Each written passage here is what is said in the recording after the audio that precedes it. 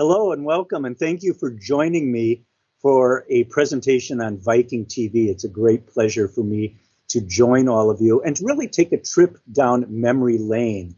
I'm going to talk today about Hollywood stars and stories. And just by way of introduction, my name is David Fantle. I'm an adjunct professor of film history and pop culture and public relations at Marquette University, which is in Milwaukee, Wisconsin. And when I say a trip down memory lane, I assume that so many of you enjoy watching Turner Classic Movies or DVDs of classic films. And when I say classic or the golden age of Hollywood, I'm really talking about films from the 30s, 40s, and 50s, otherwise known as the studio system of Hollywood. And you see names on the screen like Fred Astaire, Gene Kelly, Sinatra, Mickey Rooney, and more. You're going to see photos that I've taken through the years of these stars because I've interviewed over 250. And this first presentation today, I'd like to sort of tell you how I got hooked on these classic films. And what you see on the screen right now are the two latest books that I have co-authored. And I'll tell you a little bit more about my co-author during this presentation. His name is Tom Johnson, and he is part of the story because we've been together for almost 50 years now, which is probably longer than any comedy team or any show business team on record. And the one book that we came out in 2018, the book is called Hollywood Heyday, 75 Candid Interviews with Golden Age Legends. And that has a foreword by Robert Wagner. And what that is 75 of what we consider our best interviews that we've conducted over the last 45 years, all in Hollywood Heyday, along with a lot of the candid photos, some of which you'll see today. The other thing that you see is our next book, which comes out this year, 2023, most likely in fall from the University of Mississippi Press, and it's called Come On, Get Happy, The Making of Summer Stock. Now, if you're a real film buff or a fan of Judy Garland and Gene Kelly, you'll probably recognize the film title Summer Stock because it was the third and final pairing of Kelly and Judy Garland in a movie. They made 3 films together. In fact, Gene Kelly started his film career in 1942, co-starring with Judy Garland in a film called For Me and My Gal. Now, the probably interesting thing about Summer Stock, among others, is that not only was it their last pairing, but it was the final film that Judy Garland made at Metro-Goldwyn-Mayer Studios after that studio being her home for 15 years. So there's a lot of drama behind the scenes and getting that film to the finish line, which is really the backstory of Summer Stock. Now, it also includes an iconic number by Judy Garland. It's her famous Get Happy number, one of her most iconic numbers she ever put on film. And it also features Gene Kelly's personal favorite solo dance number. It's a dance number he does all alone with a proscenium stage and a squeaky floorboard and a piece of newspaper. So the making of Summer Stock for fans of musicals, for fans of Garland and Kelly, comes out later in 2023. So how did I get hooked on these classics? How did it all begin? I imagine you see the poster of That's Entertainment. That's Entertainment came out in 1974. 1974, I was 15 years old. So if you do the math, you can figure out how old I am. I was taken to a movie theater in downtown St. Paul, Minnesota. That's where I was raised, St. Paul, Minnesota. And my parents took me to see this film, That's Entertainment. If you remember the slogan, and it's on the poster, it was, "Boy, do we need it now." And for the history buffs, we remember 1974 is that the U.S. was just getting out of the Vietnam War. We were getting over the Watergate crisis with Richard Nixon. So there was a lot of trouble back then. We had an energy crisis. So what was That's Entertainment? It was a celebration of the great MGM musicals that came out to commemorate the 50th anniversary of Metro-Goldwyn-Mayer Studios. So I became hooked on that film. I went back to my middle school really just amazed by the artistry that I had seen on the screen. And as it so happened, an acquaintance, I wouldn't say a close friend, an acquaintance of mine, Tom Johnson, had the exact same experience as I did. And we've been on this journey, literally, of classic films ever since 1974 together. Now, Tom lives in Los Angeles.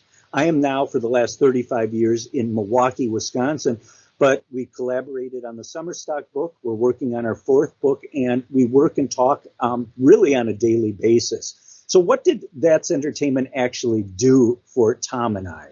Well, the film introduced us, I said me, but it's certainly us, to the legends, these musical artists, these one-of-a-kind legends. And there you see Fred Astaire on the walls in the ceiling. If you remember, that was the 1951 film Royal Wedding that was loosely based on the royal wedding that had recently occurred in the UK. And in the middle is that iconic pose of Gene Kelly on the lamppost from 1952's one of the, probably, if not the best original movie musical, pretty darn close, and that's Singing in the Rain. And there's Judy Garland. So when I mentioned Get Happy from Summer Stock, that photo probably brings home some memories because that's a shot from that iconic number from Summer Stock. But again, these were revelations for me. These were the first times that I saw these films, and I just saw the film clips. So what happened with the film clips? Tom and I really wanted to see these films in their entirety. Now, take us back to the mid-70s. We did not have cable television. We didn't even have VCRs. So the only way to see these films in their entirety was to rent them in a 16 millimeter format. And there's Tom I have the glasses, and there's an old 16 millimeter projector. And so how did we get these films? Tom and I would pay and rent these films from a company near Chicago. And then to defray the costs of these films, we would show them at Minneapolis, St. Paul area retirement homes. Now, there was some good news and bad news around this venture, because the good news was Tom and I really immersed ourselves in these films and really became film buffs. The unfortunate reality is, I will be honest, not all of these movie musicals or these classic films or so-called classic films were really that good. Now, in the case of some of the movie musicals, they usually had some unforgettable musical numbers, some showstopper numbers that were unforgettable, but they were buried inside pretty lame plots, because let's not forget, a lot of plots of movie musicals were boy meets girl, boy loses girl, boy sings a song and gets girl. And that was really how simple these plots were. But Tom and I would bring these films to the area retirement homes, and we had a little trick if the film wasn't too good. These films came in 3 or 4 large reels. So if the film was really bad, we would actually cut out an entire reel. And to be honest, most of our audience never even noticed. So we had a little trick on that. But going back to That's Entertainment for a second, there was one particular moment that resonated to us in 1974 and resonates to this day. And that was when Frank Sinatra introduced an unbelievable tap dance clip from the Broadway Melody of 1940. And it featured Fred Astaire and Eleanor Powell dancing to Begin the Begin. And the words that Frank Sinatra said when introducing these clips is what really resonated to this day. And he said, you can wait around and hope, but you'll never see the likes of this again. And I think that's really true when you look at the movies and the artistry of that era. So in addition to Films on Wheels, when Tom and I started our studies in fall of 1978 at the University of Minnesota, we started something called the Song and Dance Cinema Society. And when we drew down the curtain of the Song and Dance Cinema Society in 1983, we appropriately put on tuxedos as we introduced our final film. Now, here we were in the mid-70s, bringing these movies to shut-ins around the Twin Cities. Tom and I were not quite satisfied with just seeing the films in their entirety. So what was the natural next evolution of our interest? It was actually meeting the stars. Now you say, wow, how could that be done? Well, I'm going to tell you in a second. So many of the golden age stars back then were in their golden years, but still very much with us. So Tom and I had this preposterous notion of maybe we could do snail mail letters to Fred Astaire and Gene Kelly and see if they would see us when we finished high school in the summer of 1978. So we started letter writing campaigns. And the other thing that we added, if you see on the screen, there's an article called Films on Wheels Keep Old Movies Rolling. You could say Tom and I had sort of an inbred tenacity or maybe pluck or nerve or chutzpah, whatever word you want to use. But we sent these letters and these requests for these visits along with these articles of what we were doing with Films on Wheels, which was bringing these films, their films, to Minneapolis, St. Paul retirement homes. And lo and behold, hard to believe, stars back then, Golden Age stars, actually responded to these letters. We would always include a self-addressed stamped envelope. What you see on the screen is the actual letter that we received from Gene Kelly in April of 1978, actually consenting for a home visit when we came out to Los Angeles that summer. And what you see on the other side is the Gene Kelly home on North Rodeo Drive, that's 725 North Rodeo Drive. It was a home that it was one of the last farm homes in Beverly Hills that he and his first wife, the actress Betsy Blair, moved into in the 1940s, and he was there until he passed away.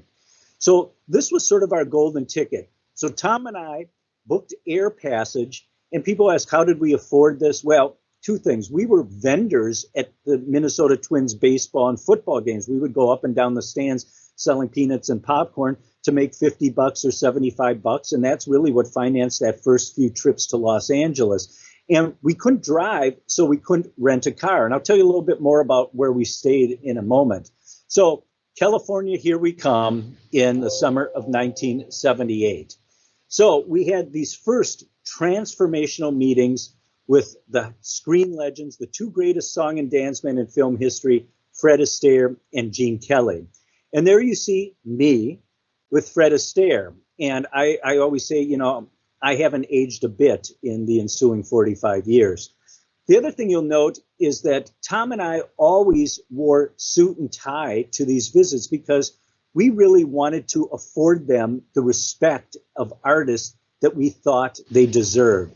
Now, Fred consented to a photo and Gene Kelly did not in our two visits with Gene, never really wanted a photo. And I talk more about Gene and Fred in a future presentation. The other myth that I think there is in classic films is the height of these stars. Now, as you can see, Fred Astaire is slightly shorter than I, and I might be 5'9", 5'10".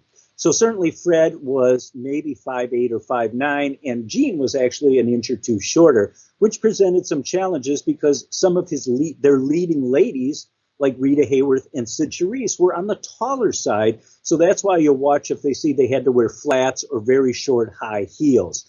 Now, the photo with Astaire, I'd like to call our Willy Wonka golden ticket, because Fred and Gene were so revered that photo opened doors for us, a lot of doors. People, other stars and artists figured, hey, if Fred and Gene would see these two guys from St. Paul, Minnesota, so will I.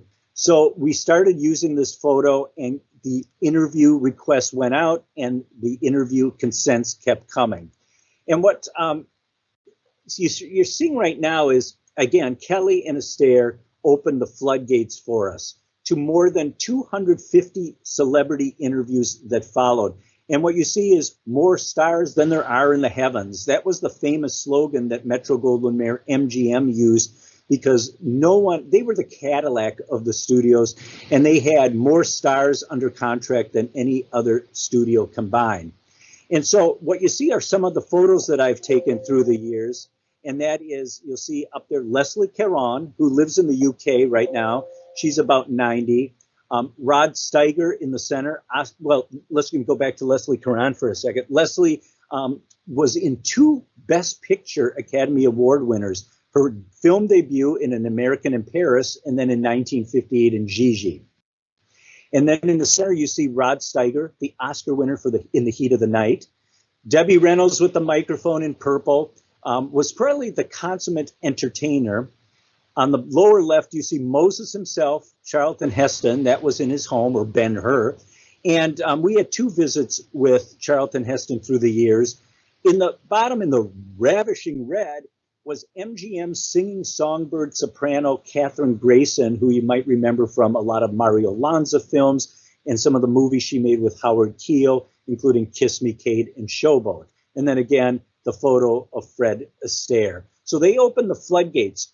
So what I'm going to do now in this, what I call introductory presentation to show how I got hooked on the classics is to take you down memory lane with a lot of photos I took, a few stories of a wide variety of the different celebrities that Tom and I have interviewed through the years. Now, I will tell you that when we started at the University of Minnesota in 1978, we started writing a column for the Minnesota Daily, which at the time was one of the largest college newspapers in the country. So we were introducing some of these golden age stars to a younger audience, and I think that also helped us. We had youth on our side, and that helped us get so many of these interviews. So let me start with the first person that you're going to see. Now, you're going to probably say, what the heck? A lot of you will recognize it, but when I do cruise ship presentations, for obvious reasons, I like to start with this one. It's sort of a fun shot. It's Gavin MacLeod, who was the star of The Love Boat. He played Captain Stubing on a cruise ship. So I want to break the myth that that whole show was filmed on board a cruise ship. It was not. Probably 85% of it was filmed at 20th Century Fox Studios in Los Angeles. There we are at the Fox lot, and it was just by chance that we bumped into Gavin MacLeod while we were walking around the studio. But we had an instant bond because if there are fans of a show that he made just before The Love Boat, and that is The Mary Tyler Moore Show, here's some of his credits. The Mary Tyler Moore Show was set in our hometown of Minneapolis, St. Paul, Minnesota. So when we told Gavin that we were from the Twin Cities, we had an instant bond. But Gavin passed away in 2021, and he was a great character actor. And long before The Love Boat and even Mary Tyler Moore, he was in films called Operation Petticoat. If you remember a show called McHale's Navy in the 60s starring Ernest Borgnine, he was one of the crew members. He played a heavy in a series of episodes of Hawaii Five-0 with Jack Lord as well. And then, of course, he made television history by appearing and co-starring in two long-running shows, and that is The Mary Tyler Moore Show, and there you see him with the cast of that show, and then The Love Boat. Now, moving on to the next person, this is a tough one. You know why it's a tough one? And I will give you extra points if I see you on a future cruise if you know who this is, because not only did Tom and I interview people in front of the camera, we were interested in the people behind the camera. And we have presentations on famous songwriters and directors and people who worked behind the scenes. If you look at him closely, you may see a little resemblance to his famous daughter. His famous daughter was Liza Minnelli, and his famous wife, his first wife, was the legendary Judy Garland, and his name was Vincent Minnelli. Vincent Minnelli was born in Chicago, Illinois in 1903 and lived until 1986. So Vincent Minnelli lived from 1903 to 1986, and there's a shot of Vincent on the screen. And Vincent was born in Chicago, a show business family, and he got his start in New York City. He got his start as really a set designer at the Radio City Music Hall. And Vincent had a great knack for color. He had an amazing color palette in his films, and he was probably the premier director of film musicals. And some of his legendary film musicals was Meet Me in St. Louis. He was not quite married to Judy Garland at that point. That's where they fell in love. An American in Paris with Gene Kelly. The Bandwagon, one of the great musicals with Fred Astaire. And then his crowning achievement in 1958 was a film called Gigi, again with Leslie Caron. Vincent Minnelli won his one and only Oscar for directing Gigi in 1958. But there's much more to Vincent Minnelli than these great musicals. He was actually a really prolific and effective studio director at MGM. The Bad and the Beautiful, a great melodrama with Kirk Douglas and Lana Turner. And he made what Kirk Douglas considered his favorite film, and that was the biography of Vincent van Gogh called Lust for Life. He also directed a very popular film called Father of the Bride with Spencer Tracy and Elizabeth Taylor. And again, most famously, married to Judy Garland. So that's Vincent Minnelli. And we'll move on to the next celebrity. The next celebrity was actually raised in my hometown, of the Minneapolis, St. Paul. And it's a photo of him in his 80s in his backyard of his home in Pacific Palisades in Los Angeles. And his name was Eddie Albert. Now, Eddie Albert was probably best remembered for that goofy 1960s comedy sitcom called Green Acres. There you see him with Ava Gabor in the supporting cast of Green Acres. But just to be fair to Eddie, Eddie actually was nominated for 2 Academy Awards for Best Supporting Actor. He never actually won an Academy Award, but he was nominated twice for the classic Roman Holiday with Audrey Hepburn and Gregory Peck, and then later on for a film called The Heartbreak Kid. But Eddie got his start with Ronald Reagan, of all people, in a late 1930s Warner Brothers film, Brother Rat, and then he played in the movie Oklahoma, The Longest Day, The Longest Yard, and then he was very successful on television on shows like Green Acres, and later a TV show called Switch, which he co-starred with Robert Wagner. Now, the photo I took of him was in the backyard of his home in Pacific Palisades, and it's interesting how sometimes art meets real life, and such is the case with Eddie Albert. Eddie Albert was born in an agricultural state and raised in Minnesota, but Eddie Albert actually was a conservationist in his own right. And the photo I took of him in his backyard, he grew his own fruits and vegetables. And in fact, he actually testified before the U.S. Congress at one point about our depleting supply of topsoil in some of our agricultural states and the peril we were in as an agricultural country if our soil continues to deplete. So he actually was a real conservationist in real life. He didn't just play a farmer in that goofy television series. Next up is someone that really, this is a photo I took. He's contemplating, you could say. He was a television pioneer in the U.S. because he was the first host of an iconic show that runs to this day in the U.S. called The Tonight Show, the first and grandfather of all the TV late night talk shows. And his name was Steve Allen. And Steve Allen was born in Chicago in 1921 and lived to 2000. Many of the pioneering sketches and comedy shticks that Steve Allen did are still being done by late night talk show hosts. So he was the first host of The Tonight Show and really laid the foundation for The Tonight Show format. But he has a couple other attributes. One, he was a prolific songwriter and book author. And when I say songwriter, he wrote something like 2,000 songs. Now, he didn't have a lot of hit songs in there, but he did write a lot. Probably his most famous hit song was introduced by Steve Lawrence and Edie Gourmet on a show that he did in the 50s. And that song was This Could Be the Start of Something Big. Now, if you want to cover your ears for a moment, I will attempt to hum it. I will probably not even attempt to sing it, but it goes something like da da da da da da da da da da da da. So you probably, many of you may be familiar with that song. This could be the start of something big. He also starred in a biography motion picture at Universal called The Benny Goodman Story. And there you see Steve on the clarinet with his daughter and the co-star of that film, the actress Donna Reed, and there is Benny Goodman looking on.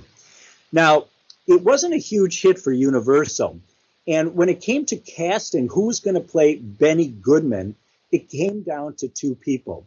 One was Steve Allen, and the other was a gentleman born known as Bernie Schwartz. Well, he wasn't really known as Bernie Schwartz. He was later known in films as Tony Curtis.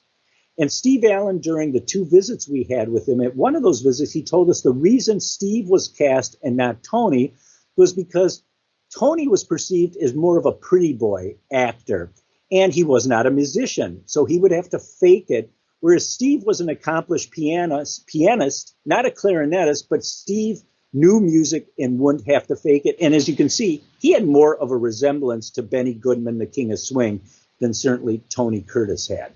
Now I'm going to go to the next one, which is one of TV's favorite character actors, a multiple Emmy-winning actor, also in films as well.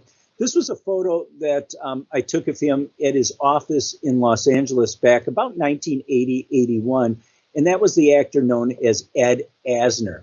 Now, Ed Asner made a career of playing grumpy men, curmudgeons, always sort of bitter and negative. But Ed Asner in real life from 1929 to 2021, he just died not too long ago, was actually a pussycat. He was a sweetheart. He was a wonderful, nice guy who cared about people. He cared about this country. He cared about the humanity. And he created a character called Lou Grant on the Mary Tyler Moore Show back in 1970. And not only did he play Lou Grant throughout the entire run of the Mary Tyler Moore Show, but he continued the character Lou Grant as a newspaper man at a Los Angeles newspaper after the Mary Tyler Moore Show went off the air. He has a record for winning more Emmys for the same character as anyone in history of television. So, when you look at TV history and you say Carol Connor as Archie Bunker, you say Henry Winkler as the Fonz, and you say Ed Asner as Lou Grant. It is one of the most iconic. Now, Lou Grant and Ed Asner are in Hollywood Heyday. And a couple years ago, in about 2019, Ed Asner actually came and made an appearance in my town right now that I live in, Milwaukee, Wisconsin. And we had an opportunity to have a little mini reunion after he made that stage presentation, where I actually was able to give him a copy of Hollywood Heyday. Now, I would be not true if I said that he remembered that visit from the early 80s, but when I was reading some passages of that interview, he sort of lit up and things came back to his memory of some of the aspects of our meeting back in the early 1980s. Now, he also became a very popular character actor in films, and he's in one of the more recent iconic holiday films as Elf, where he played Santa Claus appropriately. So that was Ed Asner. Next up, there I am with a lot of hair and a three-piece suit next to a gentleman wearing a light white linen suit. Now, I should tell you this is a Minneapolis winter in January. And it's certainly below 0 Celsius or 32 Fahrenheit when this picture was taken. But he came from the Palm Springs area and probably had no idea what he was in for when he came to the Minneapolis Film Festival. This was actually our second visit. Who is this person? Another legendary film director behind the scenes, and that person is Frank Capra. Frank Capra was born in Sicily in 1897 and lived to 1991. Frank Capra single-handedly saved Columbia Pictures from bankruptcy through his directing work with that studio in the 1930s. How did Capra come up in the film industry? He went to Caltech as an engineering student in the early part of the 20th century. He really was lost. He didn't know what to do. And so he entered this newfangled medium called silent motion pictures. And during the teens and the 20s, he cut his teeth by working on all aspects of silent motion pictures. He learned the industry backwards and forwards. So to the point that he started directing in the late 1920s silent films. And then, of course, in the 1930s, he graduated to full-fledged features. Now, Frank Capra was known as the Mark Twain of filmmakers because his films were very Americana, very patriotic, very homespun. Frank Capra loved his adopted country. In fact, there is some people have dubbed some of his films Capricorn because they are a bit corny in some respects. But we had 2 long interviews with him. And in fact, when he came to Minneapolis, we took him, we sort of hijacked him, and that story's in Hollywood Heyday. We legally hijacked him, I should say, and we took him around the Minneapolis-St. Paul area. Now, the story is that here we are with this legendary director, Frank Capra.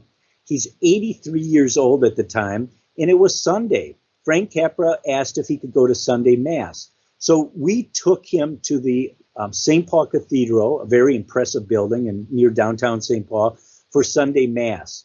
And this was 1980 or so, and the hostages, the American hostages had just been freed from Iran. And so the hymnal to close the service was My Country 'Tis of Thee in the U.S., and there's many verses to the country, My Country 'Tis of Thee. And as American, I will say I know the first verse. They had song sheets with all the words to all the verses, but Tom and I were astonished because here's Frank Capra. He knew every verse by heart without looking at the song sheet. So after the service, we were in St. Paul. He was staying in Minneapolis. And what divides Minneapolis and St. Paul is the Mississippi River. Here we were with Capra, the Mark Twain of filmmakers, and we asked Frank Capra, have you ever seen the Mississippi River? And to our astonishment, he had never seen it. So here we were, two college students, taking Mark Twain of filmmakers back and forth over the bridges and around the Mississippi River for the first time in his life at age 83. You see some of Capra's iconic films, and he won 3 Best Director Academy Awards in the 1930s. So he certainly was the most honored film director of that decade. It Happened One Night, with Clark Gable won Best Picture, Best Actor, Best Actress, Claudette Colbert, Best Director, Best Writer. It swept the Oscars. Then he made Mr. Deeds Goes to Town with Gary Cooper, Mr. Smith Goes to Washington with Jimmy Stewart, the photo on the screen, Meet John Doe, again with Gary Cooper. And then after he made some film documentaries during World War II, the Why We Fight series, he came back. And he sort of lost his mojo when it came to filmmaking. And some of that is attributed to the horrors that he saw while filming during World War II. But his film back, and it was the first film back for Jimmy Stewart, who also served in World War II, and it was called It's a Wonderful Life.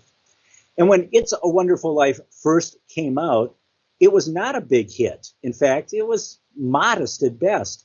But later on, it got a new life, particularly in the U.S. on network television, and it now has become one of the holiday classics. And when I teach film history at Marquette, it's one of the few old classic films that the students know because they see it every year as a holiday classic on television. So that was It's a Wonderful Life. And as I said, after that, his film career petered off, and the last film that he directed was called A Pocket Full of Miracles in the early 60s, and he never directed another film, even though he lived to 1991.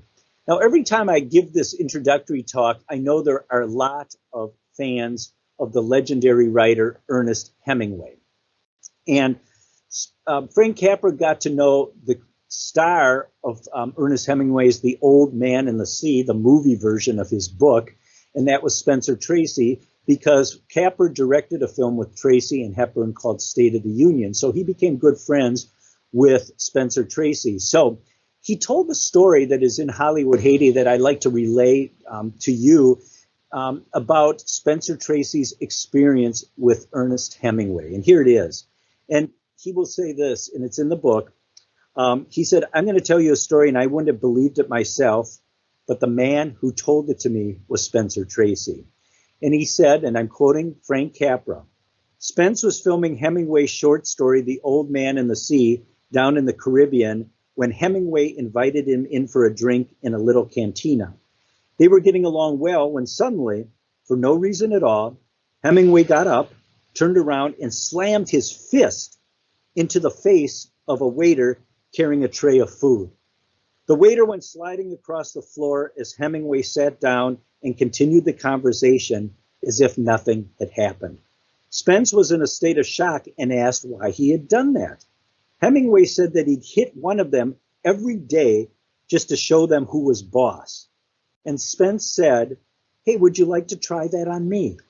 Hemingway told him that he didn't hit any of his friends, whereupon Spence said, I'm no friend, and he got up and left. So kudos to Spencer Tracy for having that integrity when Ernest Hemingway did that. So a little insight, and I hope I didn't ruin people's image of Ernest Hemingway because he was still a fantastic novelist.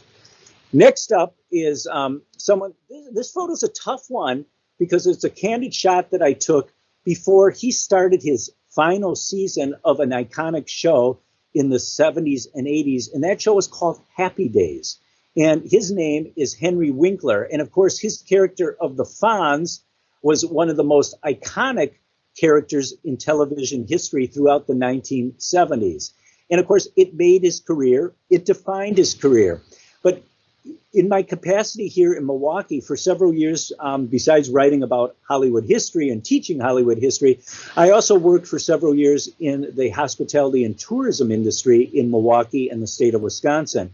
And I had the pleasure of raising money and working on a project in 2008, which put a bronze Fonzie statue, otherwise known as the Bronze Fonz, in downtown Milwaukee. And if you're ever in Milwaukee, take a picture, the thumbs up with the Bronze Fonz, and say hello to him. And this is a photo of Henry and I the day after the dedication in 2008. And the dedication became a worldwide event because all the Happy Days stars, including creator Gary Marshall, his sister Penny Marshall, and Cindy Williams, who were in the spinoff Laverne and Shirley, they all came to Milwaukee, Wisconsin for the dedication of the Bronze Fonz. He has a lot of credits as a producer, as a director, but I have the Fonz up there because that's what he will always be known as. Now, he's currently been on an HBO special called Barry with Bill Hader, in which he recently won an Emmy Award for Best Supporting Actor. So Henry, after the Fonz, has morphed into this really funny comedic supporting actor. Another show that he did in which he was hilarious was a sitcom that ran only 3 years called Arrested Development. So that's Henry Winkler, excuse me, one of the nicest guys you'll ever meet and someone that I'm still in touch with to this day. Another person that's still with us is one of the most iconic comedy filmmakers of the last 50 years. And this is Tom and I, again, a chance meeting with him at his office in 20th Century Fox in 1980. And then we had a longer meeting with him in his office some years later, and that is Mel Brooks. And you see a picture of Mel Brooks from Blazing Saddles on the screen. And Mel, who was born in 1926, he's still going strong, if you can believe he's going to be 97 years old. Mel Brooks started off as a TV writer in the golden age of TV with Neil Simon. He wrote for Sid Caesar's show, Your Show of Shows, in the 1950s, and then went on to become one of the best comedic filmmakers. In the late 1960s, he made The Producers. And then in 1974, he made what he calls the film that cannot be made anymore, and that is Blazing Saddles. Now, I still occasionally show Blazing Saddles to my students at Marquette University, and I will say this. Blazing Saddles is a satire and indictment against racism, and it's done in a very clever and original way. So if you put it in proper context, it's still a powerful and effective film. The other thing that he did, which is iconic, was Young Frankenstein, and then he did History of the World Part 1. He did Spaceballs, which is a spoof of comedy films, of sci-fi films. And now he's coming out with History of the World Part 2. So he continues to work. In the 1960s, he did a great television comedy sitcom with Don Adams and a writer named Buck Henry, and that was a show called Get Smart. The one thing with Mel Brooks, he's always on. He's always funny. He's rarely, if ever, serious. And maybe that's why he's had such a long and fruitful life. The last thing I should mention, that he took The Producers, his film from 1960s, and made it into one of the longest running successful Broadway musicals called The Producers. And it still plays in cities throughout the world. And that was, again, The Producers. Next up, again, a lovely lady, a nice lady, and someone who is still with us. This is a photo I took in her Beverly Hills home. Oh, I'm sorry, I don't want to get ahead of my game. So that is Shirley Jones. And Shirley Jones was born in 1934. And you see a photo from an iconic TV show she did, and that was called The Partridge Family. And that was done with her stepson in the middle, David Cassidy. Now, Shirley Jones got her start in the 1950s, the mid-50s, when she was pegged to play Laurie in the film version of the classic Rodgers and Hammerstein musical, Oklahoma. And she played Laurie with Gordon MacRae, and then that was followed up with Carousel, again with Gordon MacRae. And then in the early 60s, she made a iconic, wonderful musical with Robert Preston called The Music Man, which again is this wholesome Americana. But in the late 1950s, she played opposite Burt Lancaster in a film called Elmer Gantry. Great film in which she played a hooker, and she won an Academy Award for Best Supporting Actress. Now, people tend to dismiss Shirley Temple as this musical star, or that she played the mother, the matriarch of the Partridge Family. But I urge everyone to take a look at Elmer Gantry. Her performance is terrific. It's a terrific film. So why did she do the Partridge Family? And she told us that by the late 1960s, there were really no musical films being made anymore. And so she was also raising a young family at the time. And so she was offered a sitcom called The Partridge Family. And it was a way for her to make a lot of money and to stay close to home and have the semblance of a real 9-to-5 kind of job. So she took that film, and it sort of remains her defining role despite all of the other wonderful things she did in her career. Next up, we have a face that is familiar to most people. And yeah, he was eccentric. He was nutty. He was a bit incoherent. And that was the legendary Mickey Rooney. And I say legendary because Mickey Rooney is one of those guys that started out as a child star with his family in vaudeville, started in small roles at Metro-Goldwyn-Mayer. And then by the late 1930s, for about 4 years in a row, he was the #1 star in the world. And it's hard to remember or imagine that Mickey Rooney was the #1 star of the world for a few years in the late 30s and early 40s. And he made a series of films, Andy Hardy films, that were incredibly wholesome, a whole series of these Andy Hardy films, which audiences loved. They were relatively low budget, but they made a big profit for Metro-Goldwyn-Mayer Studios. And Mickey lived from 1920 to 2014. But in the late 30s, he was in films with Spencer Tracy that really gave him an opportunity to flex his acting muscles. And he's quite good in them. Films like Boys Town and Captain Courageous. And then again, the Andy Hardy films, which introduced a young Judy Garland as his co-star before she was cast in 1939's Wizard of Oz. After Wizard of Oz, their budgets went up, and she starred in films with Mickey Rooney, like Babes on Broadway, and huge box office hits. And then Mickey went on to films like National Velvet with Elizabeth Taylor, and then his career petered out. And he had more ups and downs. He also had 8 wives. And I will tell you, in Hollywood Heyday, we have 2 celebrities that are profiled that we did interviews with, Mickey Rooney and the famous band leader, Artie Shaw. And I always say that between the 2 of them, they had 16 wives, but they only shared one in common. And that was Ava Gardner. Or was it Lana Turner? I don't know. Google it, please. I'm going off the cuff. So anyways, Mickey had more ups and downs than a roller coaster at the amusement park, and did some TV work. He had some bankruptcies, and in the early 60s, he made a film with Audrey Hepburn called Breakfast at Tiffany's, in which he sort of embarrassingly played an Asian landlord. But later in life, he was in a film called The Black Stallion, which is actually a really good film. And then he sort of had a renaissance on stage with Ann Miller in a Broadway sensation called Hell's a Poppin'. But the one thing about Mickey when you meet him, a lot of energy, a lot of embellishment. You didn't know if what he was saying is actually true, but it was a really sort of a fun but rambling interview. Next up, we have Buddy Ebsen. And Buddy Ebsen was really a Broadway star, and then with his sister, a song and dance man on Broadway, and then a song and dance man in the late 1930s on film. He was most known for playing Jed Clampett, which was a hugely successful TV show for years on the Beverly Hillbillies. But Buddy Ebsen's sort of claim to fame, or lack of claim to fame, was that he was cast as the original Tin Man in The Wizard of Oz. There was a problem, though.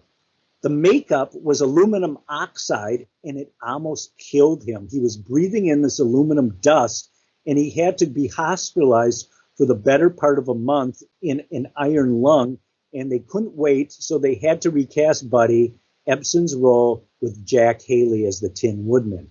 But Buddy Ebsen went on to success, mostly in television. He was very good in a supporting role in the film I just mentioned, Breakfast at Tiffany's. He played in Davy Crockett, a TV series, long-running Beverly Hillbillies, and then another long-running show in the U.S. called Barnaby Jones. So that was Buddy Ebsen. This is a face you probably do not recognize, and that's okay. It's hard to believe that this person in 1920, if you look at this another picture, was this cute little kid you're seeing sitting down with the screen icon Charlie Chaplin. So that picture that you just saw was a candid photo I took during our lunch with Jackie Coogan. Jackie Coogan lived from 1914 to 1984, and he was a stage performer with his family.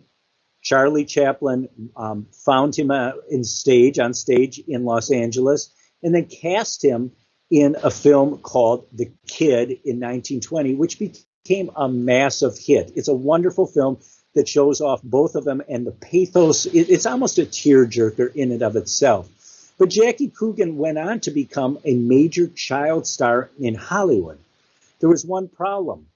His parents pilfered and spent all of his earnings in the 20s and 30s, and they were considerable earnings. So what happened is the U.S. Congress in the late 1930s passed a law called the Coogan Act, which basically protected children's earnings from that point on. But Jackie Coogan by that point was bankrupt and continued to have to work to make a living.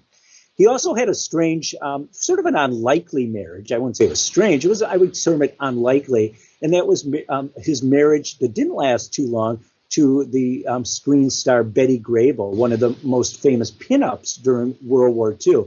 She married Jackie before her long marriage to the band leader Harry James. And then his most iconic role that you see is that of Uncle Fester, sort of the goofy, bald-headed co-star of a 60s sitcom called The Addams Family. And he had a unique voice and a unique character. It was sort of a throw-off of the Curly Howard character in The Three Stooges. But that was Jackie Coogan, and in Hollywood Heyday, he talks about working with Chaplin and what a wonderful experience that was working with the genius Charlie Chaplin. So that's a quick view of these stars, a quick run through. And what I mentioned the hotels that Tom and I stayed at. The place that we stayed at in 1978 was called the Beverly Terrace. It's actually still there, and the screens have stayed at some of the finest establishments. Of course, I'm being sarcastic. But if you look, this was the actual receipt from the Beverly Terrace in 1976. And yes, you're right. The room rate was $26 a night, plus a whopping $1.56 in tax. So this is where we stayed on a college or high school and then college budget. And the other hotel, the Beverly Laurel, was an efficiency hotel that had weekly rates because Tom and I would later go back for up to 2 or 3 weeks to interview dozens of stars, and we needed a place where we could make our own breakfast or lunch to save money.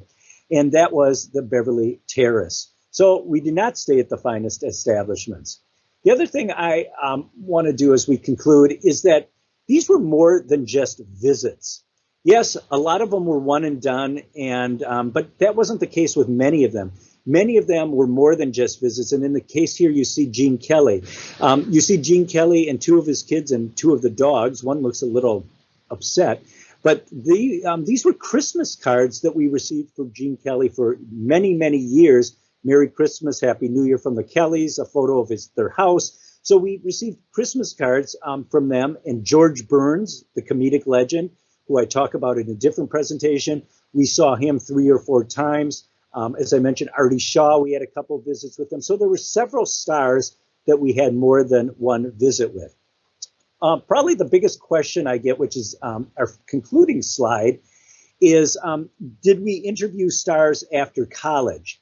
And on the screen, you see 5 of the people that we did interview, probably within the last 10 years or so.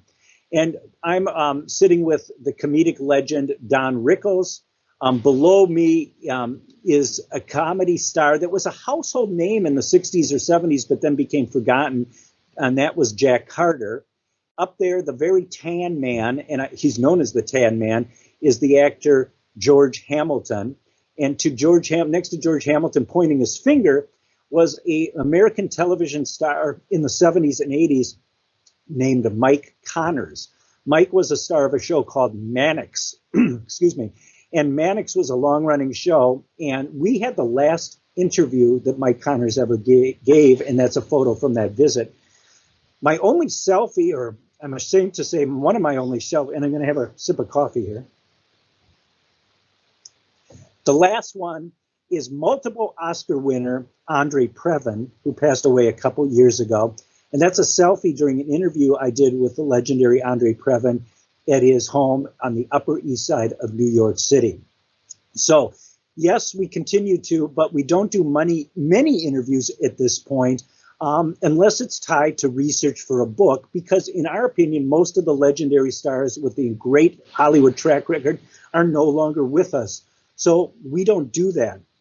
So I hope you enjoyed this trip down memory lane, and I hope I have a chance to see you all in person in the near future on a Viking cruise, because not only do I do this presentation, I have several presentations on many Golden Age stars and the Hollywood studio system, and I hope to see you aboard sometime in the near future. Thanks for sharing your time with me today.